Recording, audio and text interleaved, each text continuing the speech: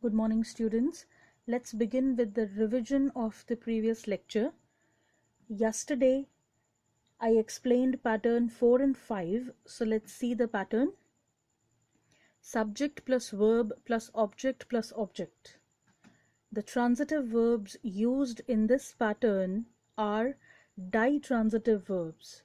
Di means two. That is, this verb takes two objects. Now, in this pattern, the indirect object comes before the direct object. The first object is the receiver of the gift, which is the indirect object. And the second object is the gift, which is the direct object. Now, the next pattern that we discussed yesterday was subject plus verb plus object plus to, for plus object. In this pattern also, the verbs used are ditransitive verbs. That means they take two objects.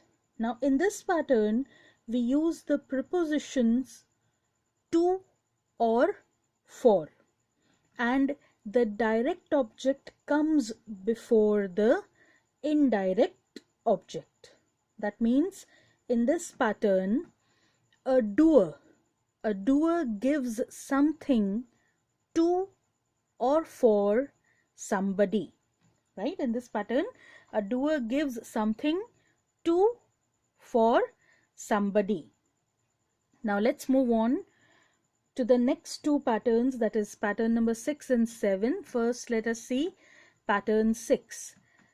Subject plus verb plus object plus complement. Now the verbs used in this pattern are called complex transitive verbs. A complex transitive verb, boys and girls, is a verb that requires a direct object and a complement which says something or describes the direct object. Right? In this pattern, complement says something or describes the direct object. So the complement here is known as the object complement. Now we have used complement earlier also in second pattern, if you remember. There in the second pattern, it was placed after the linking verb and there it described the subject. But here in this pattern, subject plus verb plus object plus complement, in the pattern number 6, the complement is coming after the direct object and it describes the object. So it is called an object complement. Remember, boys and girls, here in this pattern, the complement describes the object that comes before the complement. It describes that, hence it is called an object complement. Now let us see some examples. They made David the chairman. He painted the wall white. She named her dog Attila. The judge found the police officer guilty. She called him a liar. Rohan keeps his wife happy. The jury crowned her Miss World. Now, in these examples, David, the wall, her dog, the police officer, him, his wife, her, they are all the direct object. And these objects are described by the complements that are written after them. David, the object, is described by the complement the chairman. They made David the chairman. So the chairman is describing or telling us something about David. David is the chairman. They painted the wall white. Wall is the object and white is the complement that describes the wall. The wall is white. She named her dog Attila. Her dog is Attila. Attila is the complement describing her dog. The judge found the police officer guilty. The police officer is the object and guilty is the complement. The police officer is guilty. She called him a liar. A liar is a complement. It is just telling us something about him, right?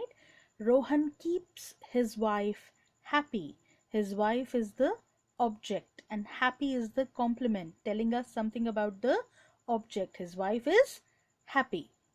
The jury crowned her Miss World. Her is the object and Miss World is the complement, right? Telling us something about her. I hope, boys and girls, you have understood. We are giving the complement to the object. Clear? Please make sure that here in this pattern, the complement is given to the object. It is an object complement. And there are only a few transitive verbs that can be used in this pattern. You cannot use all the transitive verb. All the transitive verbs cannot be used in this pattern. Only a few transitive verbs can be used. I have given you some and also an assignment. Select 5 verbs and make sentences in the pattern subject, verb, object, complement. Now boys and girls, make these sentences in your rough notebook. Take a picture, send that picture to me on my WhatsApp number, and if you have any queries you can ask me. Now let's move on to the next pattern. Pattern 7. Subject plus verb plus adverbial, or we can say prepositional phrase. Now it is very easy, boys and girls. This pattern is really easy. A form of be comes between the subject and the adverbial or a prepositional phrase, right? Subject, verb, adverbial, prepositional phrase. So this verb is a form of be that comes between the subject and the adverbial or the prepositional phrase. Now the form of be, I believe you all know the form of be. Be is, are, am, was, were, been, being, right? Be is, are, am is the first form, was, were second, been third, and being is the fourth form of the verb be. Now after the verb, it can be an adverbial or a prepositional phrase. You can use either an adverb or a prepositional phrase. Now, prepositional phrase is obligatory. Obligatory means in this pattern it is compulsory. Obligatory means compulsory, mandatory. Now, children, in other patterns, we often say that adverbials are optional. You can remove them and they will not affect the sentence. In other patterns, we do say that. But in this pattern, it is not optional. In this pattern, it is obligatory. You have to use the adverbial, you have to use the prepositional phrase. Without it, your sentence will be incomplete. Your sentence will not give a complete meaning if you do not use a prepositional phrase. So a prepositional phrase is obligatory. Now let us see some examples. The cat is under the chair. Students are in the classroom. My friends are at home. The groceries were in the kitchen. she has been to Dubai.